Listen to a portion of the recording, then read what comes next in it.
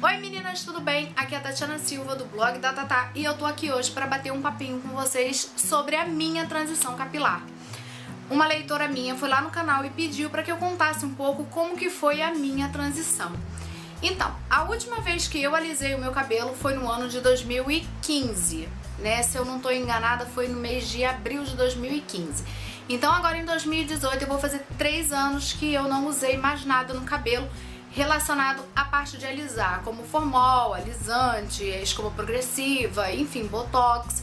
Eu não utilizei mais nenhuma dessas escovas, que no caso elas ajudam, né, a você manter o cabelo liso. Eu não tive tanta dificuldade assim pra passar pela transição capilar. Eu acho que eu não tenho nem muitas fotos da época que eu tinha o cabelo alisado, mas eu vou dar uma procurada aqui em algumas fotos e se eu tiver eu vou colocar aqui pra vocês darem uma olhadinha. Mas eu acredito que eu não tenho. E bom, por que eu estou falando pra vocês que eu não tive tanta dificuldade assim em passar pela transição capilar? Porque a raiz do meu cabelo, ela não é encaracolada. Como vocês podem ver, a raiz do meu cabelo, ela é mais frisada, tá vendo? Aqui, olha, tá vendo aqui? Meu cabelo tá de lado, ó. Ela tem mais ou menos uns 3 dedos de raiz frisada, olha.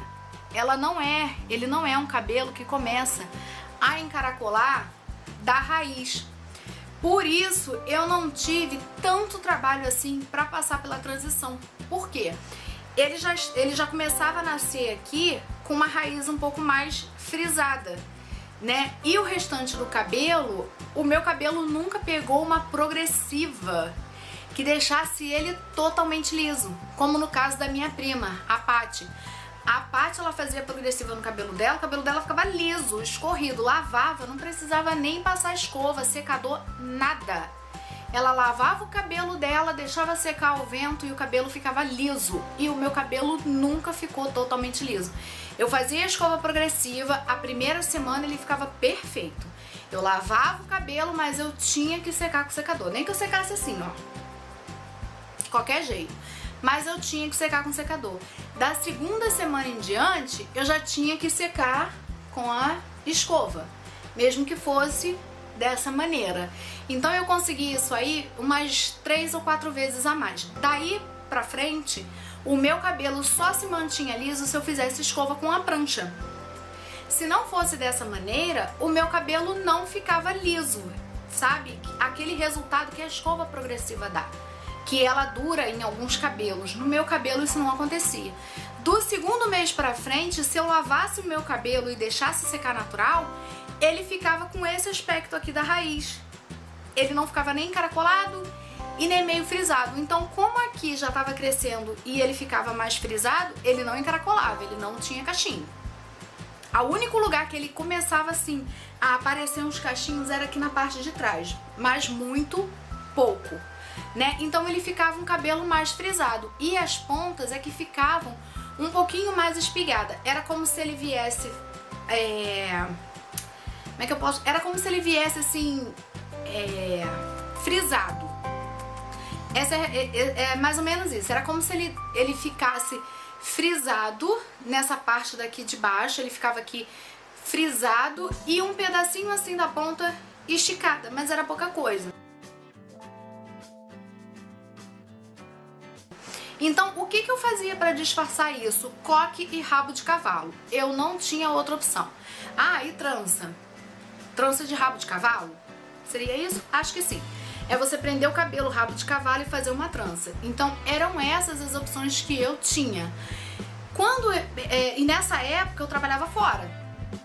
Então, era um pouquinho mais chato, porque eu levantava pela manhã, eu tinha que molhar o cabelo porque eu precisava pentear. Então eu penteava, fazia um coque. Aí chegava no trabalho, pra não ficar com o cabelo com coque o dia inteiro, eu fazia um rabo de cavalo e fazia a trança. Então esse foi o período que eu passei um pouquinho mais de aperto. E nos fins de semana que eu tava em casa, eu lavava o meu cabelo e deixava ele ao natural. Só que aí eu comecei a lavar com um shampoo anti-resíduo, né, a cada 15 dias, eu não lavava toda semana. A cada 15 dias eu lavava com shampoo anti-resíduo e comecei a aparar também as pontas do cabelo. E no final de semana eu lavava o cabelo e deixava ele secar ao natural. Então ele secava, porque eu penteava, eu não amassava, não fazia nada. Eu penteava e deixava. Então ele secava uma coisa assim desse tamanho. Sim, era feio. Era muito feio. Ressecado, espigado, era tenso. Era bem tenso, acho que essa é a palavra que cabe para aquele cabelo que eu ficava naquela época. Eu não tenho fotos, gente, porque eu não tinha coragem de tirar. Só que assim que o cabelo secava totalmente, eu pegava um óleo de cabelo, qualquer óleo de cabelo, seja óleo de amêndoa, óleo de mamona, sei lá, gente, óleo de rícino. Eu usava bastante um da L'Oréal, óleos preciosos da L'Oréal. Então eu encharcava bem a minha mão, esfregava no cabelo, deixava um pouco quentinho e passava no cabelo. Com isso, o meu cabelo baixava pouca coisa, mas ele não perdia tanto daquele aspecto mais ressecado, daquela coisa, e aí eu fazia um coque e deixava.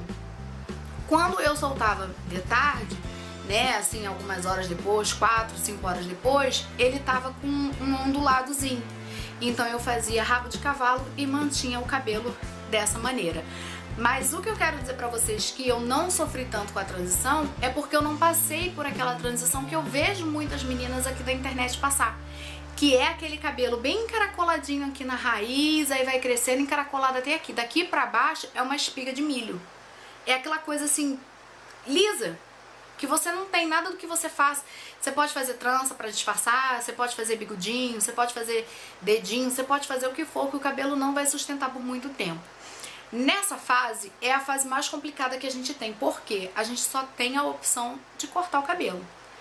Pra você conseguir respirar um pouco mais, né? Pra você se sentir, entre aspas, livre.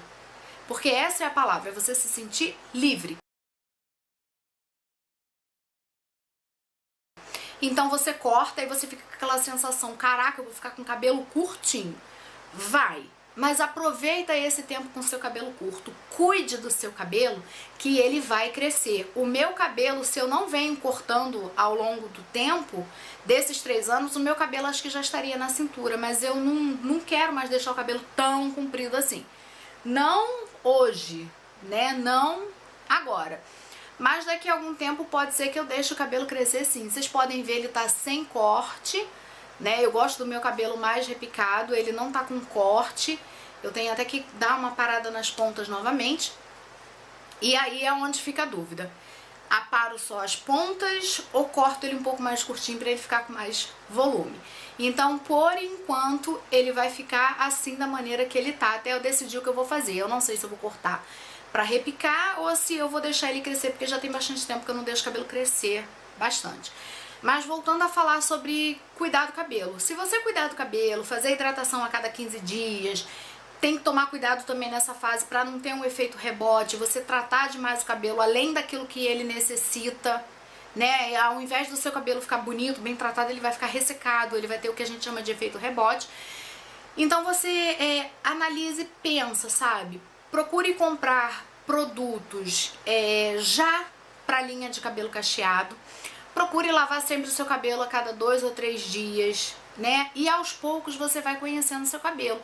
E outra coisa que eu quero falar aqui pra vocês, logo assim que você corta o cabelo, que você se livra daquelas pontas de progressiva, o seu cabelo ele não fica da maneira que ele era antes de você fazer a progressiva. Você ainda vai ter que aprender a cuidar do seu cabelo.